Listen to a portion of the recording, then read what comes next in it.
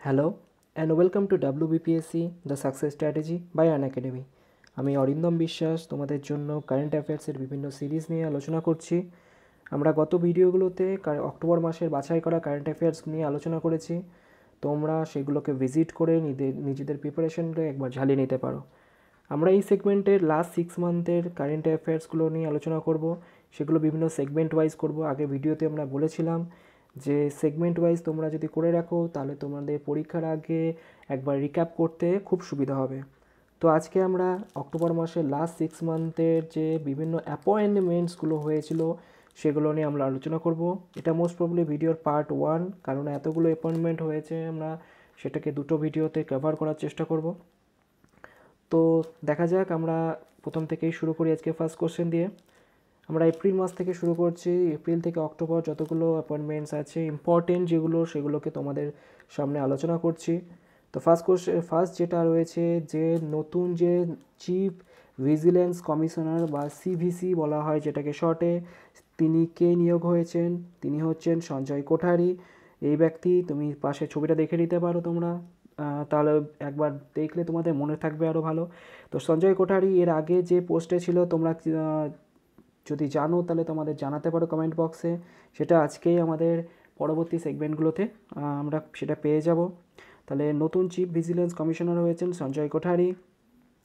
So তো chief vigilance commissioner কত সালে তৈরি হয়েছিল? 1964 সালে তৈরি হয়েছিল। এর হেডকোয়ার্টার আছে নতুন দিল্লি। তো নেক্সট অ্যাপয়েন্টমেন্ট যেটা আছে, যে ন্যাসকমের নিউ চেয়ারম্যান নিযুক্ত হয়েছেন রিসেন্টলি। ন্যাসকমের নতুন চেয়ারম্যান কে হয়েছেন? ইউভি প্রবীণ রাও। এই ব্যক্তি যে ন্যাসকমের নতুন চেয়ারম্যান, এবং ভাইস চেয়ারম্যানও নিযুক্ত হয়েছেন কে? নতুন রেখা মেনন। শ্রীমতী রেখা মেনন কিন্তু ভাইস চেয়ারপারসন নিযুক্ত হয়েছেন ন্যাসকমের। তাহলে দুটোই কিন্তু নতুন, চেয়ারম্যান অ্যান্ড ভাইস চেয়ারম্যান দুজনেই কিন্তু নিযুক্ত হয়েছেন নতুন। তাহলে মনে রাখতে হবে চেয়ারম্যান হচ্ছে U B Praveen Rao and vice chairperson বা ভাইস চেয়ারম্যান যিনি হচ্ছেন রেখা মেনন। ন্যাসকমের ফুল ফর্ম যদি জানা না থাকে একবার দেখে নাও। ন্যাসকমের ফুল ফর্ম হচ্ছে national association of software and service companies. Nasscom তৈরি হয়েছিল 1988-এ। এর হেডকোয়ার্টার আছে কিন্তু নিউ দিল্লিতে। নেক্সট যেটা আছে, যে ইউএসের নতুন যে ন্যাশনাল ক্রিকেট টিমের হেড কোচ নিযুক্ত হয়েছেন কে?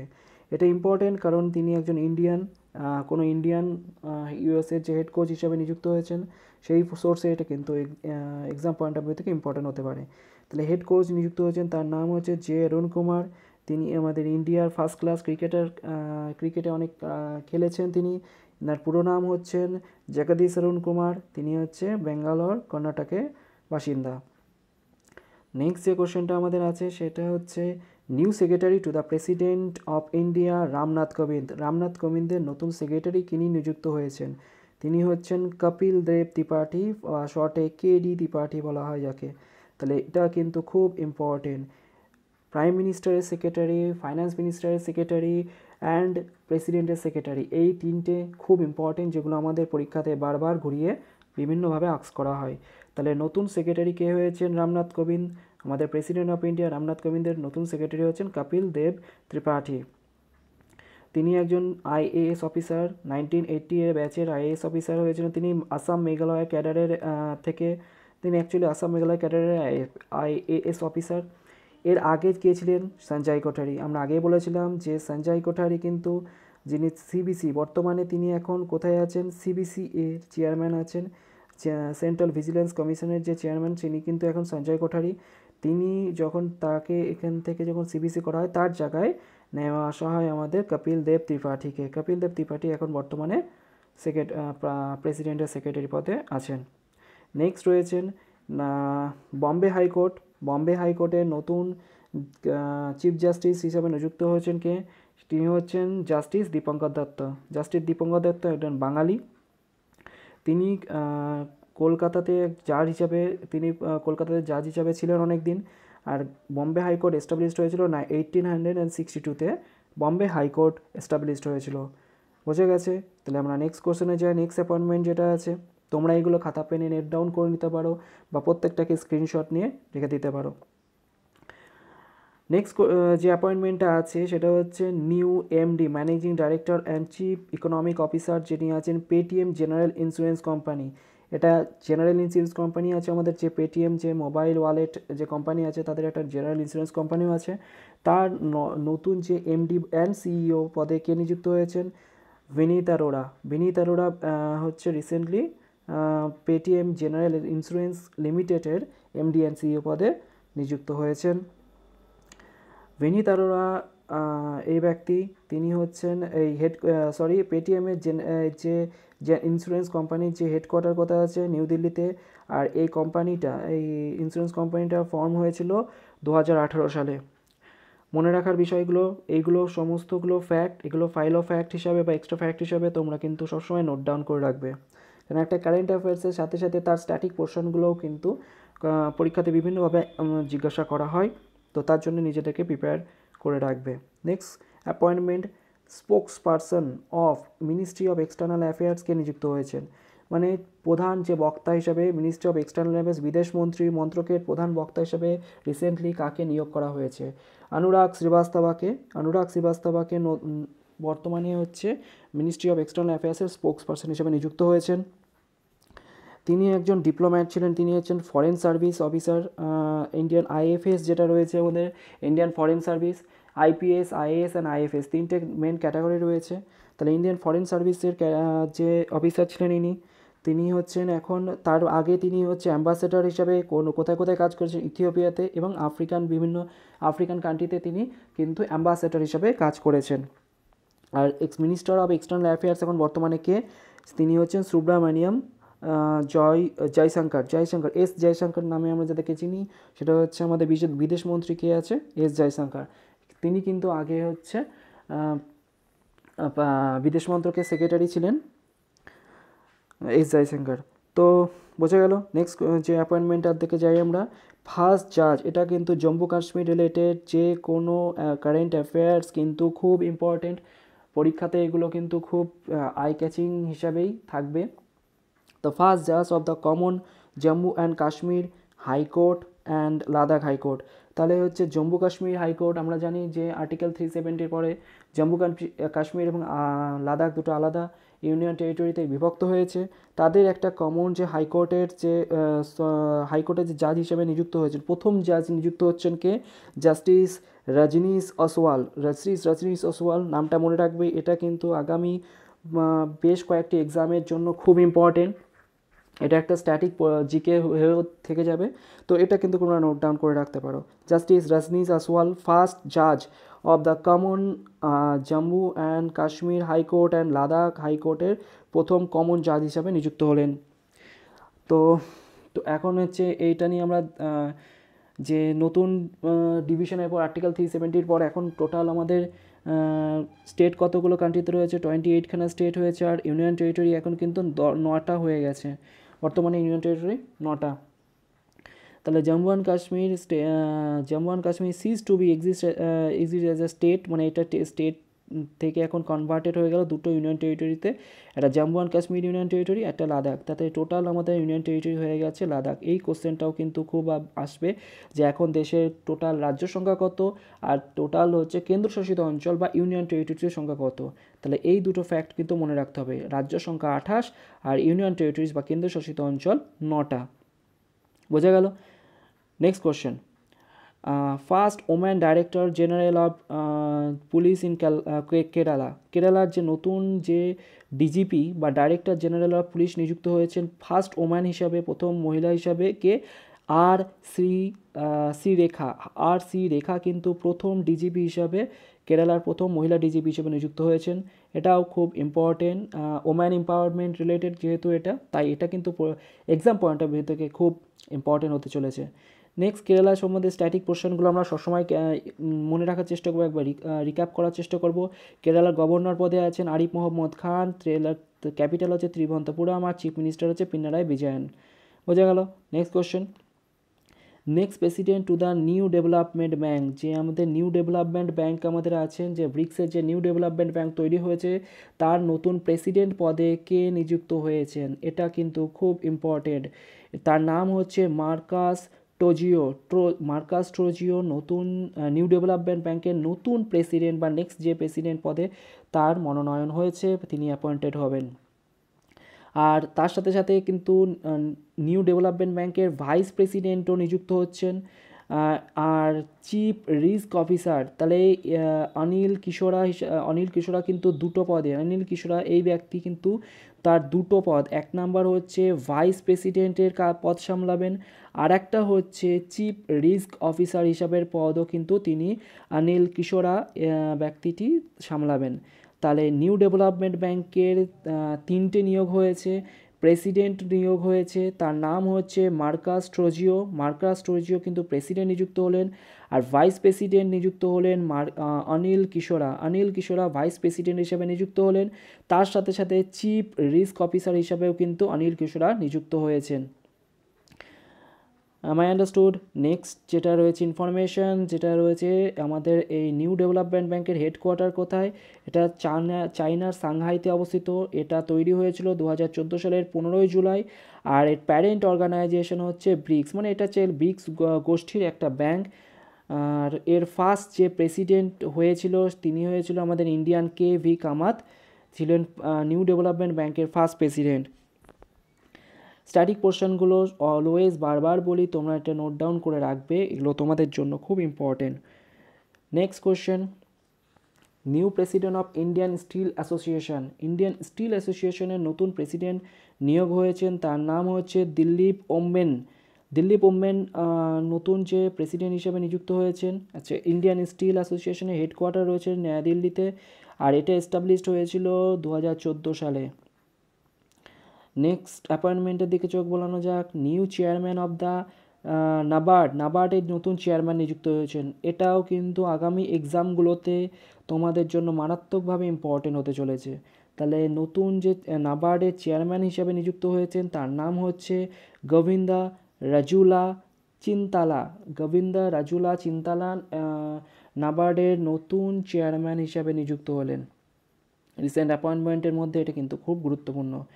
নাবার্ডের তোমরা দেখতে পাচ্ছ নাবার্ডের লোগো, এটা নাবার্ড ফাউন্ডেড হয়েছিল 1982 সালের 12 জুলাই। এটা বহুবার কোশ্চেনে এসেছে, ইকোনমিক্স পোর্শনে এসেছে বা স্ট্যাটিক পোর্শনে এসেছে, তাহলে জন্য এই যে ডেটটা, এই তারিখটা কিন্তু তোমাদের মনে রাখতে হবে। নাবার্ড কবে তৈরি হয়েছিল? 1982 সালের 12 জুলাই নাবার্ড কিন্তু এস্টাবলিশড হয়েছিল। এর হেডকোয়ার্টার কোথায় আছে এটাও ইম্পর্টেন্ট, এর হেডকোয়ার্টার কিন্তু মুম্বাইতে রয়েছে। আর মিস্টার চিন্তালার আগে নাবার্ডের যে চেয়ারম্যান কে ছিল সেটা হচ্ছে হর্ষ কুমার বানওয়ালা। তাহলে এই পয়েন্টগুলো কিন্তু খুব ইম্পর্টেন্ট।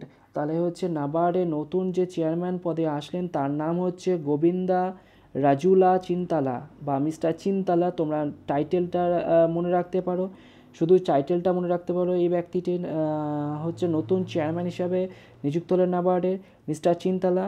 তিনি কার জায়গায় এসেছেন তিনি তার আগে তার পদে ছিলেন হচ্ছে হর্ষ কুমার বানওয়ালা। আর নাবার্ড তৈরি হয়েছে 12 জুলাই 1982 সালে।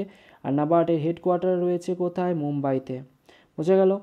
এই পয়েন্টগুলো নোট ডাউন করে রাখো।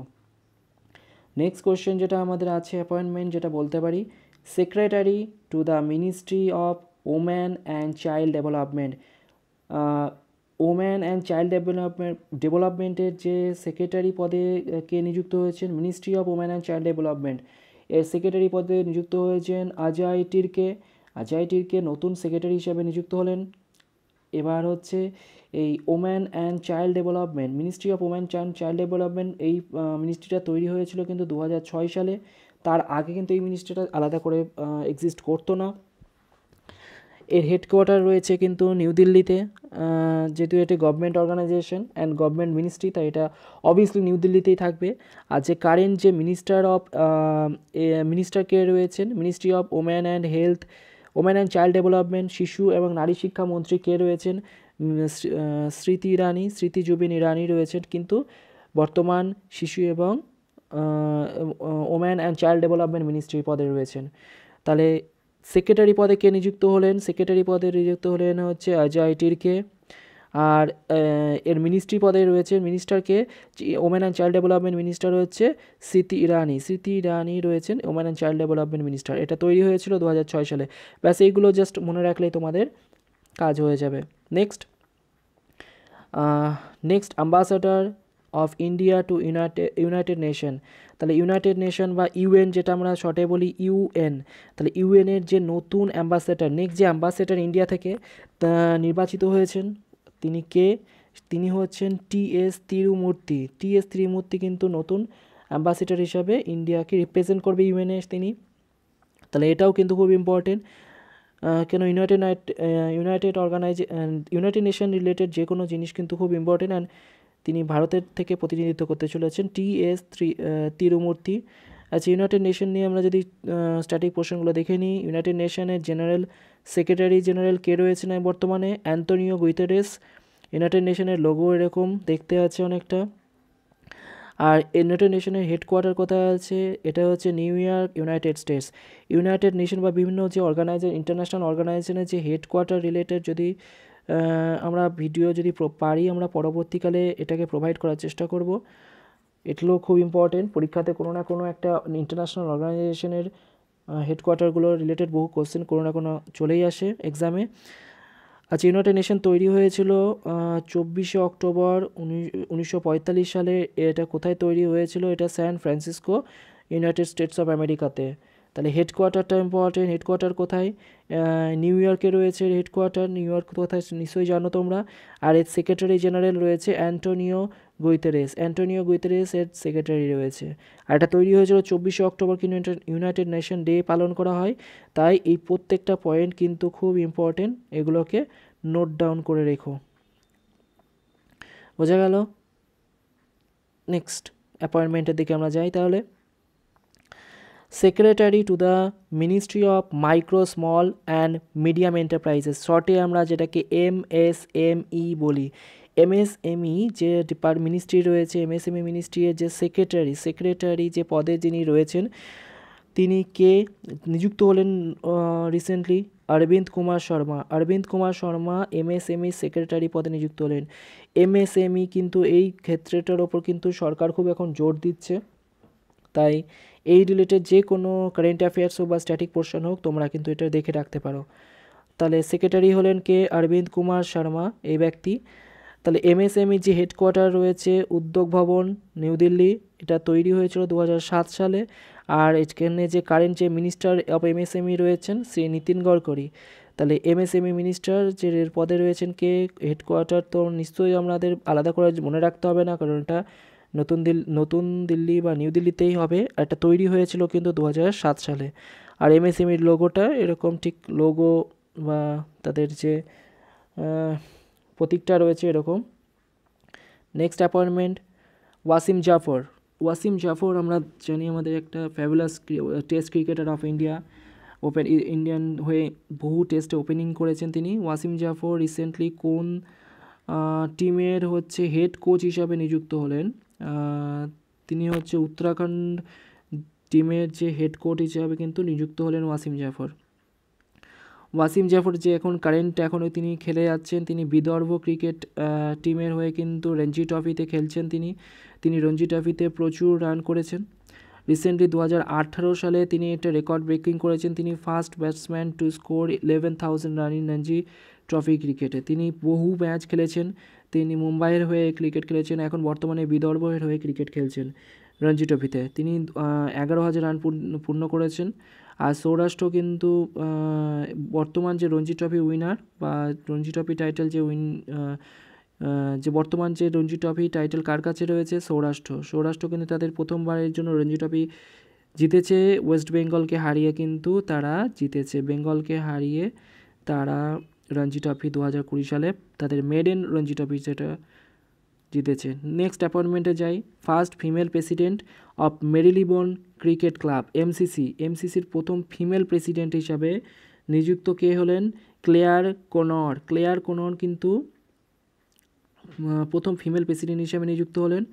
এমসিসির যে গ্রাউন্ড সেটা হচ্ছে আমাদের কিন্তু এটা হচ্ছে ইংল্যান্ডে লর্ডস ক্রিকেট গ্রাউন্ড, এটা হচ্ছে ইংল্যান্ডে রয়েছে। লর্ড কিন্তু কোথায় রয়েছে? এমসিসি কিন্তু এটা ইংল্যান্ডে, মেলবোর্ন নয়, এটা মেরিলিবোন ক্রিকেট ক্লাব, আর এটা হচ্ছে ইংল্যান্ডে রয়েছে। বোঝা গেল? এর ফাউন্ডার হচ্ছিল টমাস লর্ড, এটা অতটা ইম্পর্টেন্ট নয়, কিন্তু ফাউন্ডেড হয়েছিল 1787-এ। বোঝা গেল। এইটা কিন্তু ইম্পর্টেন্ট, এমসিসি যে গ্রাউন্ড বা এমসিসি কোথাকার রয়েছে, এটাও কিন্তু হচ্ছে ইংল্যান্ডের লর্ডসে রয়েছে। ঠিক। নেক্সট কোশ্চেন, নেক্সট অ্যাপয়েন্টমেন্ট হচ্ছে ইউটিআই মিউচুয়াল ফান্ড যেটা রয়েছে তার সিইও পদে নিযুক্ত হলেন কে বর্তমানে? ইমতিয়াজুর রহমান ইনি হচ্ছেন বর্তমানে ইউটিআই মিউচুয়াল ফান্ডের সিইও পদে বর্তমানে নিযুক্ত হলেন রিসেন্টলি। ইউটিআই কত সালে তৈরি হয়েছিল? 2003 সালে তৈরি হয়েছিল। মনে রাখতে হবে এর হেডকোয়ার্টার কোথায়, এটা ইন্ডিয়াতে অবস্থিত। আর নেক্সট অ্যাপয়েন্টমেন্টে রয়েছে নেক্সট যে high commissioner of the India to United Kingdom, ইউকের নতুন যে হাই কমিশনার, আর তিনি কে নিযুক্ত হলেন, কে অ্যাপয়েন্টেড হলেন? গায়ত্রী কুমার দেবী বর্তমানে আমাদের ব্রিটেনের বা ইউকের যে নতুন হাই কমিশনার পদে নিযুক্ত হলেন। গায়ত্রী কুমার দেবী ছিলেন হচ্ছে 1986 ব্যাচের ইন্ডিয়ান ফরেন সার্ভিস অফিসার। তিনি ইন্ডিয়ান ফরেন সার্ভিসের জন্য সার্ভ করেছেন, আর তিনি হচ্ছেন ইউনাইটেড কিংডমের নতুন হাই কমিশনার হিসেবে নিযুক্ত হলেন। এটি কিন্তু তিনি থার্ড ওম্যান হিসাবে এটাকে এই পদে নিযুক্ত হলেন। এর আগে দুজন ছিলেন, তিনি হচ্ছেন বিজয়লক্ষ্মী পণ্ডিত আর রুচি ঘনশ্যাম। তাহলে এইগুলো কিন্তু বিজয়লক্ষ্মী পণ্ডিতের কিন্তু খুব ফেমাস একজন ব্যক্তিত্ব, কিন্তু তিনি ছিলেন first female president of United Nation General অ্যাসেম্বলিতে প্রথম ফিমেল প্রেসিডেন্ট হিসাবে কিন্তু নিযুক্ত হয়েছিলেন বিজয়লক্ষ্মী পণ্ডিত। এটা কিন্তু খুব ভীষণ গুরুত্বপূর্ণ একজন ব্যক্তিত্ব।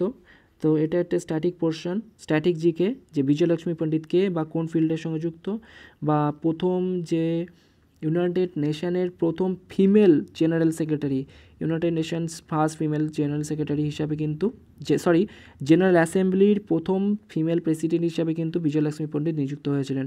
এগুলো জাস্ট তোমরা নোট ডাউন করে রাখতে পারো নিচের খাতায়, এগুলো এখানে কিন্তু লেখা নেই সেটা। আর আরেকটা কথা, ব্যাপারটা হচ্ছে আমাদের যে হাই কমিশনার ব্যাপারটা কি, হাই কমিশনার হচ্ছে কি অন্য দেশে আমাদের দেশ থেকে যে হাই সিনিয়র যে অফিসারটা পাঠানো হয় সেখানকার ইয়েতে অ্যাসেম্বলিতে, তো ডিপ্লোম্যাটিক বিভিন্ন রিলেশনের জন্য খুব ইম্পর্টেন্ট রোল প্লে করে, তাকে বলা হয় হাই কমিশনার বলা হয় বা অ্যাম্বাসেডর বলা হয়। আর হাই কমিশনার কোন ক্ষেত্রে বলা হয়? যে কমনওয়েলথ নেশনগুলোতে যিনি নিযুক্ত হন তাকে হাই কমিশনার বলা হয়, আর বাকি দেশগুলোতে যারা নিযুক্ত হন তাদেরকে অ্যাম্বাসেডর বলা হয়। বোঝা গেল? তাহলে হাই কমিশনার কমনওয়েলথ দেশের জন্য। এবার কমনওয়েলথ দেশ কোনগুলো? টোটাল 54টা দেশ আছে কমনওয়েলথ নেশনের আন্ডারে। যে কমনওয়েলথ দেশ হচ্ছে যে সেই দেশগুলো যেখানে কোনো না কোনো সময় ব্রিটিশরা রাজত্ব করেছিল। টোটাল এরকম 54টা দেশ আছে। ঠিক আছে, নেক্সট তাহলে বোঝা গেল কমনওয়েলথ। এবার অনেক সময় কোশ্চেন দিতে পারে যে অ্যাম্বাসেডর কোন দেশে, নিম্নলিখিত কোন দেশে হাই কমিশনার নিযুক্ত হন? সেখানে যদি তোমার অপশন থাকে ইউকে, অস্ট্রেলিয়া, কানাডা, সেগুলো কিন্তু প্রত্যেকটাতে হাই কমিশনার, কারণ ইউকে অবশ্যই এটা কমনওয়েলথ নেশনের অন্তর্ভুক্ত। আর কানাডা রয়েছে, সেখানে কিন্তু ব্রিটেন একসময় রাজত্ব করতো। কানাডাতে ব্রিটেন একসময় রাজত্ব করেছিল, কানাডা রয়েছে একটা। আর অস্ট্রেলিয়াতেও কিন্তু সেম, অস্ট্রেলিয়াও একটা কমনওয়েলথ নেশনের মধ্যে অন্তর্ভুক্ত। তো বোঝা গেছে এই সমস্ত টোটাল 54টা দেশ রয়েছে, সেই দেশগুলোতে কিন্তু কমনওয়েলথ দেশের মধ্যে অন্তর্ভুক্ত। নেক্সট রয়েছে, আমরা এবার বললাম যে অ্যাম্বাসেডর কমনওয়েলথ। এবার হচ্ছে আমাদের বাংলাদেশের নতুন যে অ্যাম্বাসেডর হিসাবে কে নিযুক্ত হলেন? বিক্রম দোরাইস্বামী হচ্ছে বাংলাদেশের নতুন অ্যাম্বাসেডর। আমরা কিন্তু হাই কমিশনার বললাম না, কারণ বাংলাদেশে কিন্তু ব্রিটিশরা রাজত্ব করেনি, বাংলাদেশ অনেক পরে তৈরি হয়েছে ব্রিটিশ রাজত্বের। তো সেখানে কিন্তু আমাদের অ্যাম্বাসেডর, জেনারেলি অ্যাম্বাসেডর আর হাই কমিশনার সেম র্যাঙ্ক, কিন্তু তাদের নামটা আলাদা হয়। তাহলে বিক্রম দোরাইস্বামী নতুন অ্যাম্বাসেডর বাংলাদেশে নিযুক্ত হলেন। এটা খুব ইম্পর্টেন্ট, কারণ এটার প্রতিবেশী রাষ্ট্র আমাদের বাংলাদেশ। তাহলে বিক্রম দোরাইস্বামী একজন ফরেন সার্ভিস অফিসার ছিলেন। জেনারেলি যারা বিদেশ মন্ত্রকের বিভিন্ন পদে বা এই অ্যাম্বাসেডর হাই কমিশনার, তারা ম্যাক্সিমাম ফরেন সার্ভিস থেকেই আসে। আচ্ছা, বিক্রম দোরাইস্বামী যে আগে কোন পদে ছিলেন? Additional secretary in the charge of international organisation and summits at the headquarter of the external affairs ministry, মানে বিদেশ মন্ত্রকের যে যে বিভিন্ন সামিট রিলেটেড বা ইন্টারন্যাশনাল অর্গানাইজেশনের সামিটের চার্জে ছিলেন, এডিশনাল চার্জ সেক্রেটারি চার্জে তিনি ছিলেন আগে। আর বর্তমানে তিনি বাংলাদেশের অ্যাম্বাসেডর নিযুক্ত হলেন বর্তমানে। নেক্সট যেটা রয়েছে যে CEO of the food safety and standards authority of India FSSAI এর নতুন সিইও চিফ ইকোনমিক অফিসার বলা হতে পারে, তিনি কে নিযুক্ত হলেন? অরুণ সিংঘল ব্যক্তি। তো বর্তমানে ইনি সিইও পদে নিযুক্ত হলেন কিসের? FSAI এর food standard authority of India, food safety and standard authority of India CEO পদে নিযুক্ত হলেন। আচ্ছা, মিস্টার সিংঘল একজন IAS অফিসার ছিলেন উত্তরপ্রদেশ ক্যাডারের, 1987 সালের ব্যাচের তিনি ছিলেন। প্রেজেন্টলি তিনি হচ্ছে special secretary in the department of the health and family welfare পদে রয়েছেন তিনি। এবার FSSAI নিয়ে কিছু গুরুত্বপূর্ণ ফ্যাক্ট, যেটা হচ্ছে তৈরি হয়েছিল 2011 সালে, হেডকোয়ার্টার নিউ দিল্লিতে। আর এর মিনিস্টার বর্তমানে কে রয়েছেন? Ministry of health and family welfare, government of India রয়েছেন হর্ষবর্ধন, মিস্টার হর্ষবর্ধন, ডক্টর হর্ষবর্ধন রয়েছেন মিনিস্ট্রি পদে রয়েছে। FSSAI লোগোটা ঠিক এরকম, তুমি দেখতে পাবে অনেক খাবারের প্যাকেটে এরকম FSSAI লোগো থাকে, তার মানে সেটা কোয়ালিটি টেস্টেড থাকে। বোঝা গেল? This is the end of the video. I think এটা তোমাদের জন্য খুব ইম্পর্টেন্ট একটা সেশন। তো ভিডিওটা ভালো লেগে থাকলে একবার লাইক করো, and thank you for watching.